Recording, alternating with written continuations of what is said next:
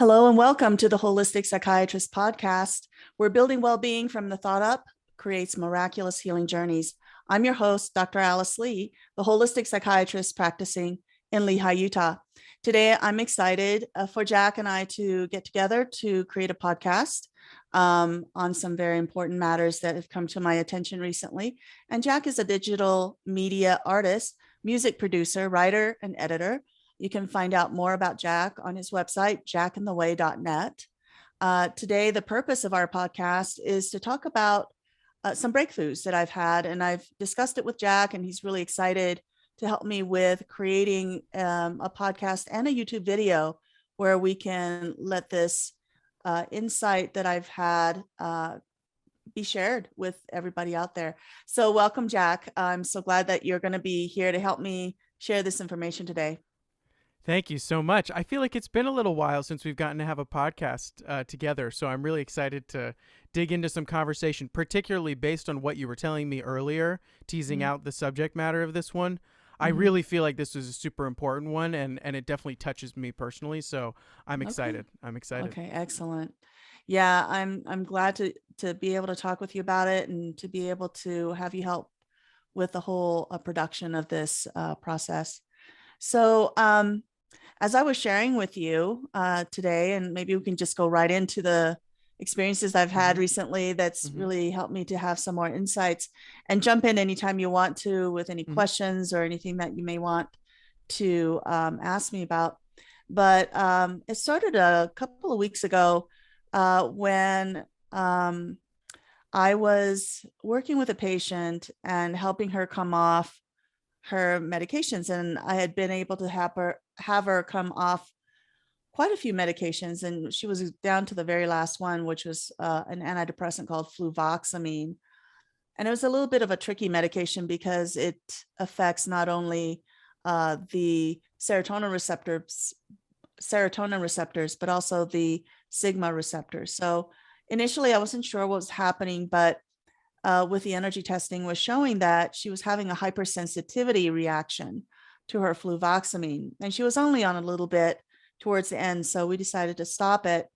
And it was interesting because immediately afterwards, she felt 100% better, which is typical of what happens when you have an immune reaction to something, is that when you stop it, it's a very quick response where the person will start to feel better. But after about a week or so, she started to feel worse again. She had depression, anxiety, problems with sleep, and also some problems with low appetite, which is typical of someone with low serotonin levels. The problem was that when I was doing the energy testing, it didn't show that she needed more serotonin support using the vitamin supplements. The key for creating serotonin is 5-HTP. And when I did the energy testing, it didn't show that she needed more of it. So what happened was that, we tried to struggle with this kind of mysterious problem with her mood. And finally, we just decided, okay, let's just put you back on the little bit of the fluvoxamine. And we did, and we put her back on the fluvoxamine. And for maybe a day or two, she felt slightly better. But her mental health actually did not improve. And in fact, after about a week of getting back on the fluvoxamine, she felt suicidal and very irritable. And on top of that, she had all of the depressive symptoms still. So when I got back from my break, which was only a short vacation, I really didn't know what to do. I have done everything based upon the energy testing in terms of helping her with a withdrawal. And I also had no indication with energy testing that it was a serotonin problem because I assumed she wasn't having low serotonin levels if the energy testing is not indicating that I need to give her more 5-HTP. So finally, I just said, let's just go ahead and do some more energy testing to see what else comes up. And this is after we've supported her sigma receptors using DHEA, which was a lot more effective for her than pregnenolone. So initially we thought maybe you just need more the sigma receptor support. and the pregnenolone isn't working as well. So let's use a DHEA. But the DHEA was based upon energy testing, was doing its job in terms of helping her sigma receptors, but she still wasn't doing better. So when we did the energy testing, I decided to add a few questions, and that is her autoimmune reaction, her immune response to her own neurotransmitters. And of course, the one that we were most interested in was the serotonin system, because fluvoxamine had the greatest impact on that system. So when I did the energy testing, I added questions about whether she had a hypersensitivity reaction to her own serotonin neurotransmitters, to her own serotonin receptors, or to her own serotonin reuptake pump. And these are three different aspects of the serotonin system that is very closely bound, or right around the area where the fluvoxamine would be binding, because fluvoxamine binds to the serotonin reuptake pump. Yeah. And also when it binds there, serotonin also binds there. And of course, the reuptake pump is right there close to the fluvoxamine. So when the immune system starts to notice, oh, there's a xenobiotic here, and we need to kind of attack it with inflammatory reaction or remove the fluvoxamine from the body, it's very easy for the body to, over time, have an immune system that gets sensitized to whatever is right close to that region, which is serotonin and the reuptake pump. So after we added those two questions, or those three questions, I did the energy testing, and sure enough, this lady had a pretty pronounced hypersensitivity reaction to her own serotonin and her own serotonin reuptake pump, but not to the serotonin receptor. What was nice about this particular experience was that the patient also could do energy testing. So she was able to corroborate with me that indeed she also got a true statement when she tested to see if those statements were true, that she had a hypersensitivity reaction to her own self, the serotonin system, two out of the three components. And so we did some energy work using Empower Energy technique to try to shift that whole situation. We also did the infinite intention technique to try to shift that situation. And after we did the energy technique to reinform the immune system using the energy techniques to help turn it around so that her body was no longer hypersensitized to her own body's neurotransmitter system, we retested again using energy testing. And again, both of us had the same testing results, that she no longer had the hypersensitivity reaction to herself like before. Now, I was really excited when I discovered this for the patient, because it connected the dots for so many different things that I haven't been able to understand before. First of all, why my energy testing was saying to me that the patient doesn't need more 5-HTP when the patient obviously had many of the symptoms of low serotonin. And the reason is because the more serotonin, or the more robust the serotonin system is, the more robust and high the inflammatory reaction to the serotonin system will be. Yeah. So the energy testing was trying to walk this thin line between what the patient needed in terms of serotonin support and what would happen if she had more serotonin support, which is more inflammation from the immune reaction to herself. So it kind of helped me to understand why the patient reported such a low clinical status when the energy testing was not giving them more of what they needed, which is the serotonin supports. The second thing that made sense to me was why after a person is able to come off a medication, after they've been able to withdraw properly, why some patients don't get better. Right. Because they're still left with an immune reaction that has developed over the course of their medication exposure that will always be there. It's kind of like a food sensitivity, except this is a neurotransmitter or a neurotransmitter receptor or reuptake pump sensitivity. Mm-hmm. And you will always need serotonin. You will always need to make receptors or reuptake pumps. So when you remove the medication, it doesn't take away the inflammatory reaction. The inflammatory reaction now shifts to the body's own system. Right. And so the body still continues to have a very high inflammatory index because of that. The other thing too was I did have a group of patients who used to have, before we stopped their medication, they would always have a very bad immune reaction to their medications, and we would need to stop the medication.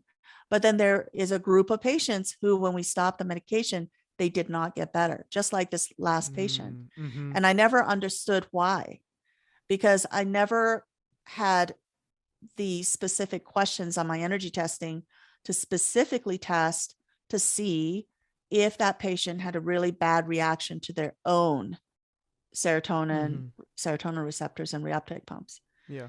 So I've had about 20 years of experience with medication withdrawal, and my focus had always been the person's hypersensitivity reaction to the medication.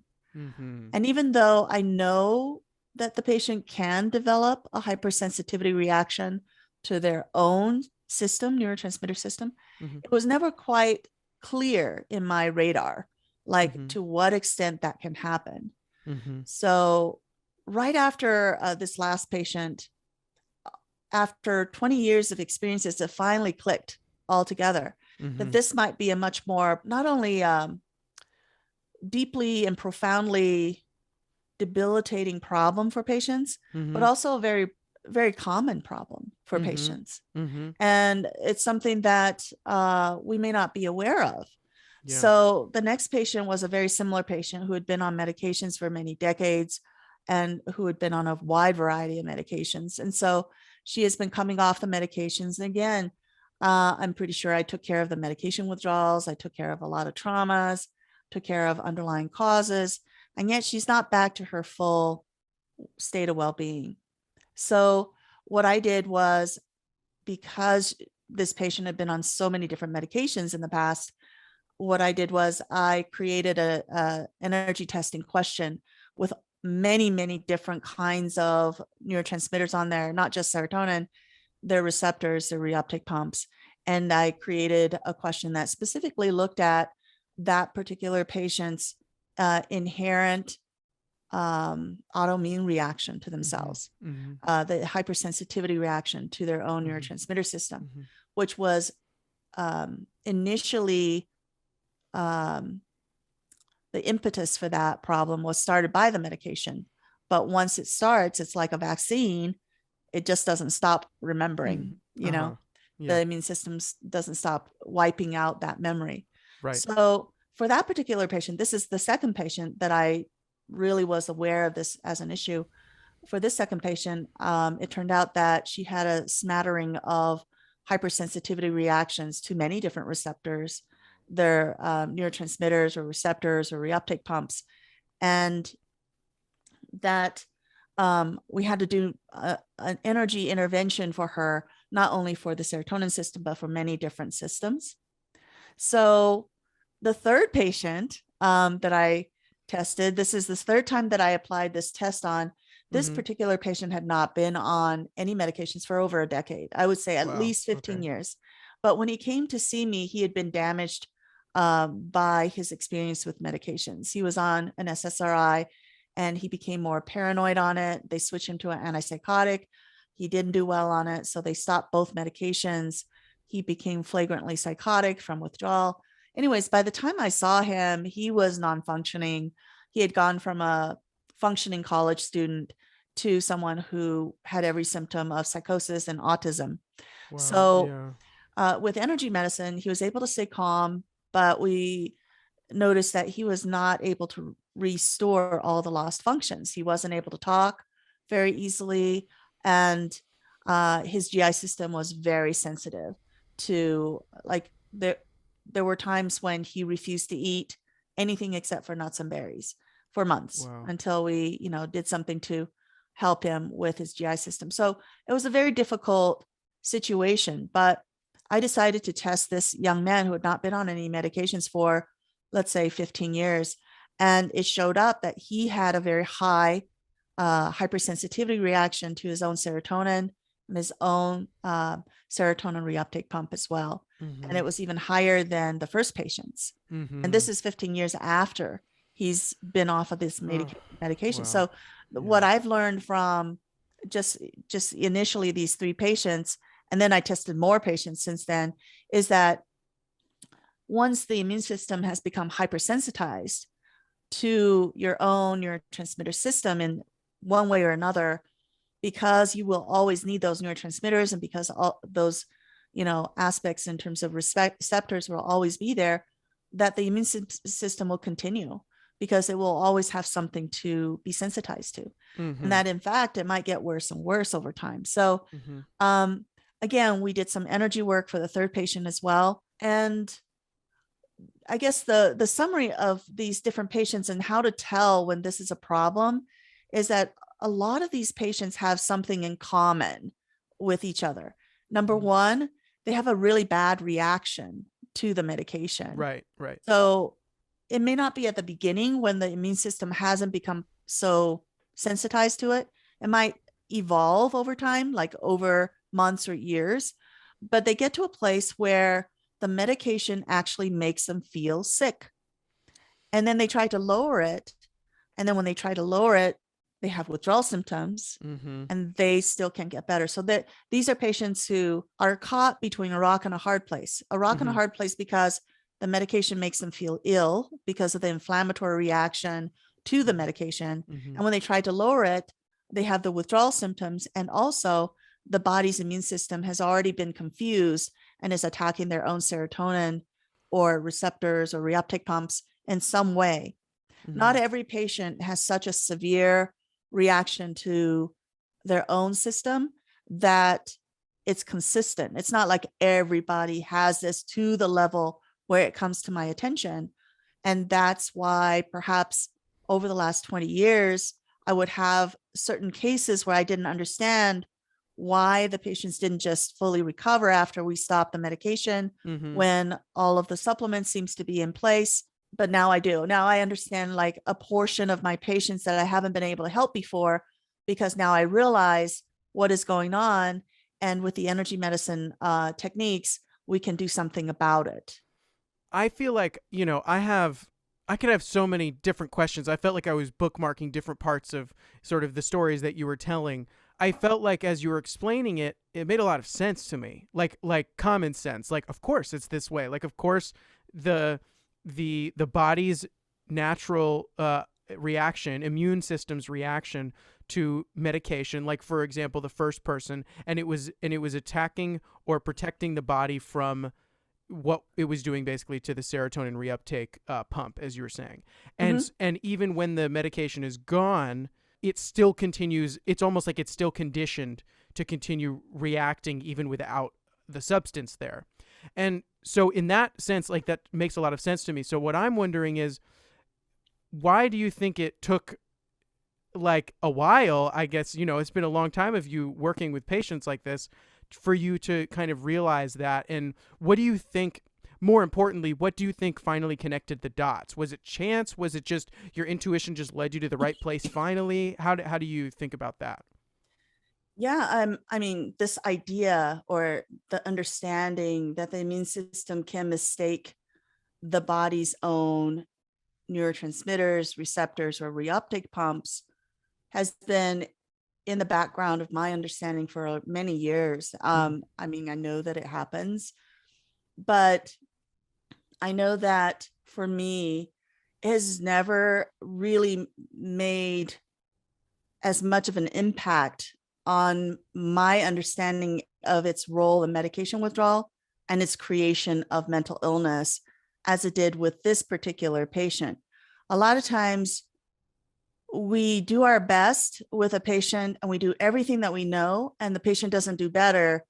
And it's almost like, for me as a doctor, I'm so wrapped up in a sense of guilt and not being good enough and struggling with, I don't understand why this happened, that there's almost like a paralyzing effect of guilt and feeling bad about it.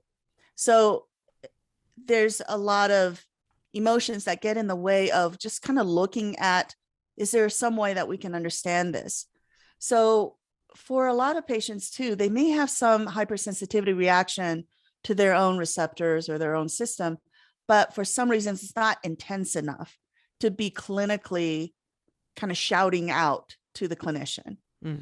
Like they'll get off their medications and maybe, yes, they have some hypersensitivity reactions to themselves, but they're not like crippled by it. They eventually, just move on, they do better. And so when something is kind of mysterious, it doesn't happen consistently, and you're kind of already tuned in to a hypersensitivity reaction to the medication, and you think that that's enough. Sometimes it takes a certain patient to kind of help you to get over the hump. Because the patient that helped me to get over the hump, she was not doing well.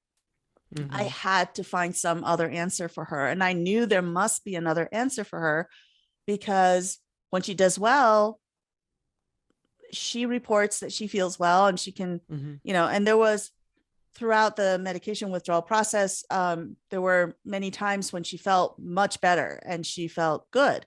So the immune system isn't consistent, because there were times when there was a nice balance between the serotonin system that she had and the medication, and she was able to feel well. But at some point along this journey, the immune system can suddenly become a bigger issue. So this kind of popping in, not being present during most of the withdrawal, sometimes being in one patient but not being in another, and then of course not really understanding that the body's immune system can make such a profound difference in the person's mental health, can all contribute to a delayed kind of whole picture, connecting the dots.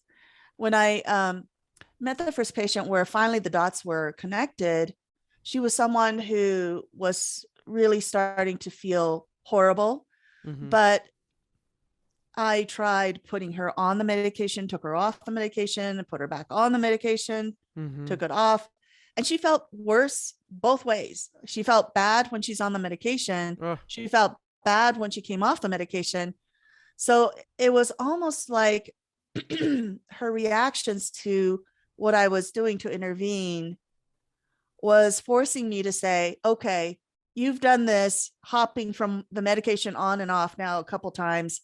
It's not working. You've got to think of something else. And initially I was like, I don't know anything else. I've done everything I can for this patient. So I just said, well, I'm just going to go back to the drawing board, go to my energy testing.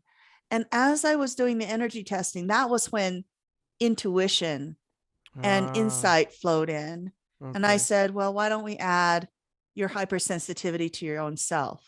And at the time that I added those questions into the energy testing, I really didn't know that it was going to make that much of a difference. Actually, the energy testing clarified it for me that it was like the main problem.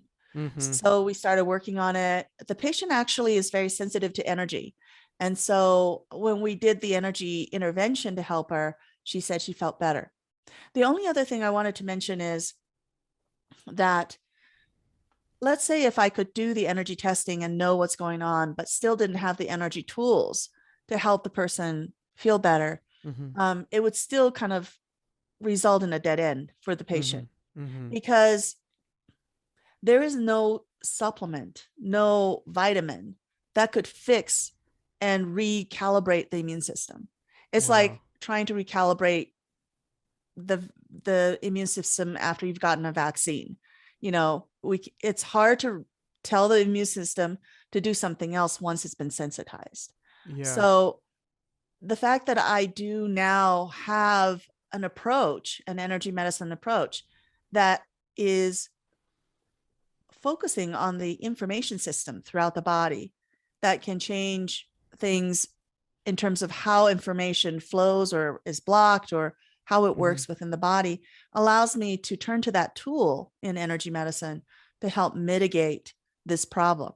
Now, Okay. when I use the energy technique, the empower energy technique Yeah. to help a person with this problem, I wasn't sure that it would work because it's something that was kind of a new concept still. We're using an intervention that should be able to be helpful because it's helped in immune reactions before in the past. But for this very specific thing and targeted on the on the neurotransmitter system, the only way that I could tell if it's working is for me and for the patient to do more energy testing, which we did. The fourth patient, the next day, who also had been on many medications, who also experienced feeling worse on slightly whenever she increases her medications even slightly, and feeling worse when she lowers the medication slightly. So she's again stuck between a rock and a hard place. Yes. It's almost like once you see it, like once you understand the mechanism, you see it everywhere, but before then you don't see it anywhere. Right, of course. Yeah. So for that particular patient, she had gone through a period of anorexia where she really just abstained from, she restricted severely. And so I would imagine during that period of time, she had leaky gut syndrome. And during leaky gut syndrome is when you don't have enough nutrients to make sure that you make new cells in the gut when it gets old. And so then the old cells will die away and no new cells would be made. And then pretty soon, if that repeats over and over again, you would have big gaps between the cells in the gut, and then food will leak through that's partially digested, and the body will have a hypersensitivity reaction to those foods. Now, for this particular person, her symptoms were depression and anxiety and insomnia and different things like that. And so they put her on a variety of different medications. So she's been on over 20 different types of medications from different classes over the last decade. And so for her, I just, used the table that I had with lots of different neurotransmitters, and, found that she had a lot of hypersensitivity reactions to a lot of different problems in her system. And we just started doing the treatment for everything, just to help her with her neurotransmitter system. And the final example was a patient whose medication involved not a neurotransmitter, but an ion pump.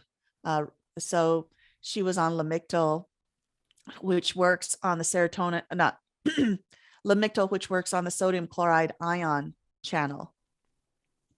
And so it blocks the sodium ion channel.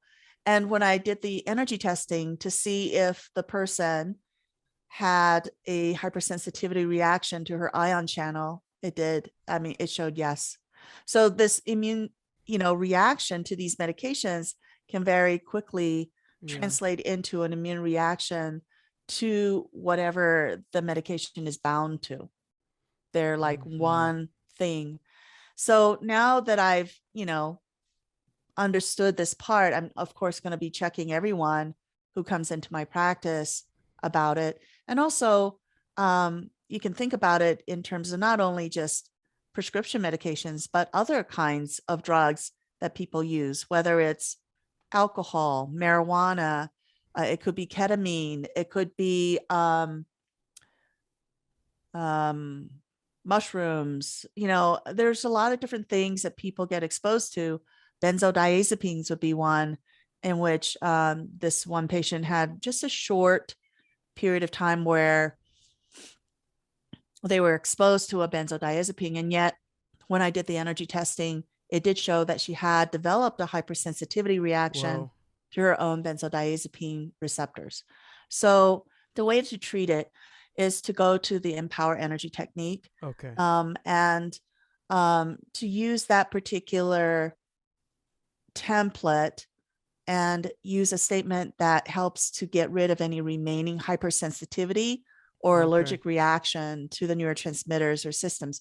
What I think I'm going to do after our podcast is go ahead and put that example on the website. Yeah, so that people can use it, and just make a list of all the possible neurotransmitters and ion channels that medications can have an effect on.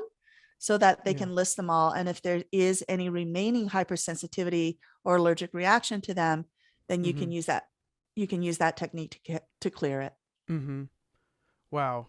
So what I really loved about your explanation is I felt like as you were going, Mhm. I would have a question pop into my head, and then 10 seconds later you'd answer the question. Oh, So that's which good. was really great because I was very curious about that.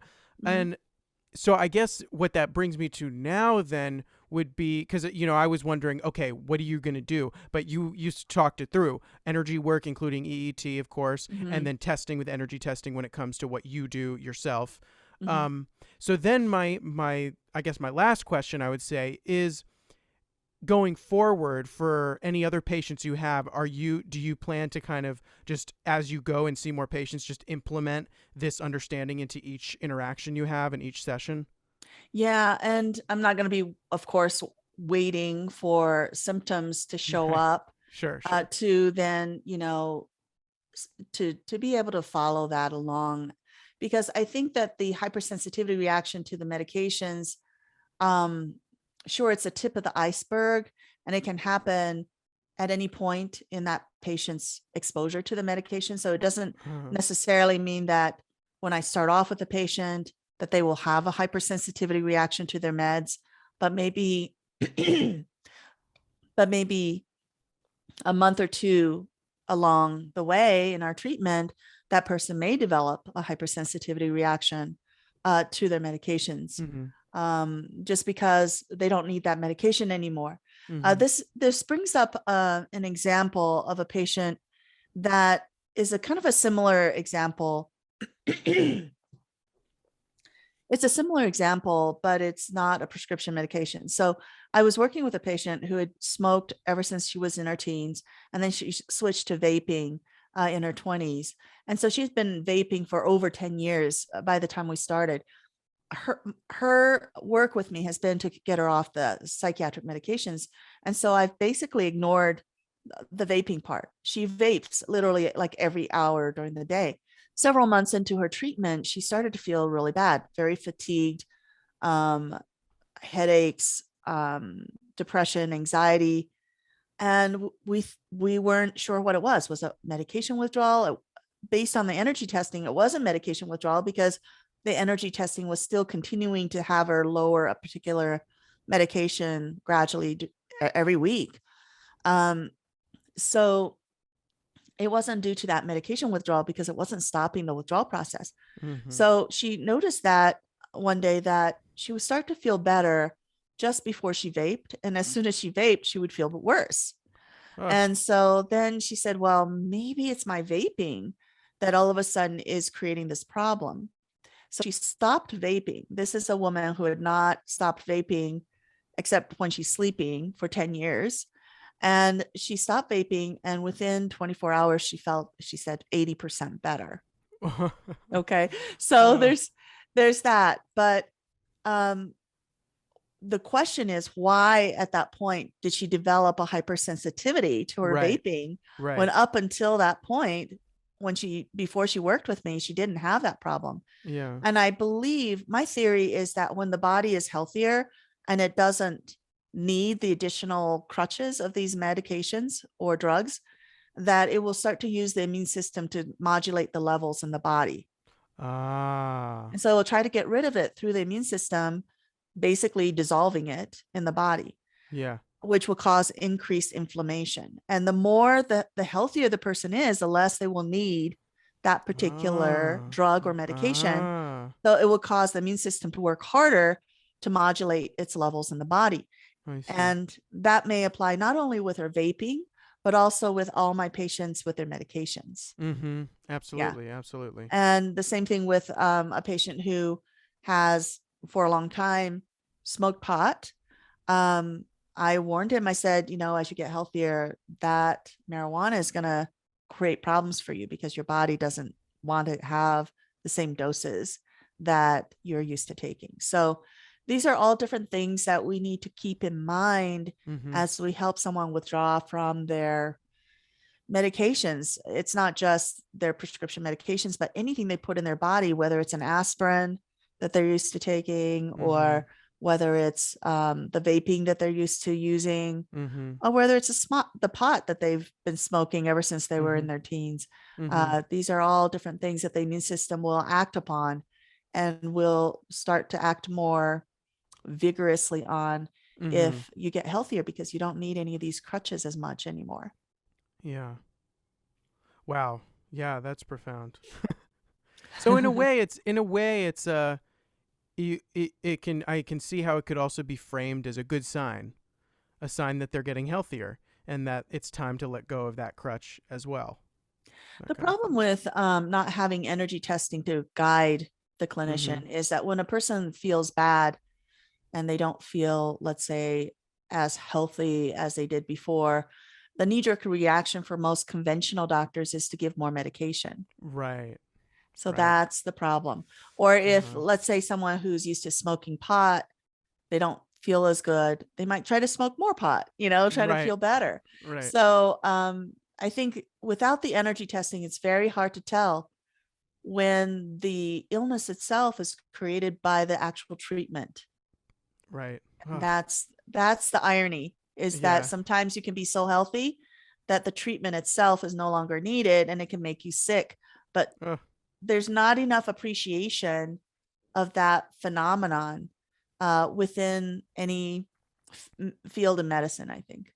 Well, that's all the questions I have. I imagine we might be able to come back to this subject and kind of give you the opportunity to report back and update as you have more new insights with different patients and different situations. Right. Because this insight has just happened a couple of weeks ago.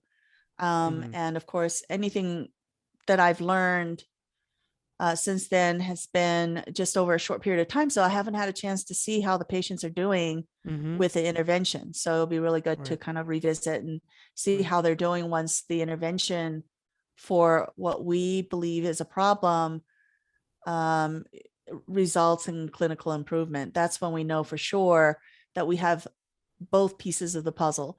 Not Mhm. only do we know what the problem is, but we can provide a viable solution that will help Mhm. the patient. So we'll see Mhm. what happens. Okay.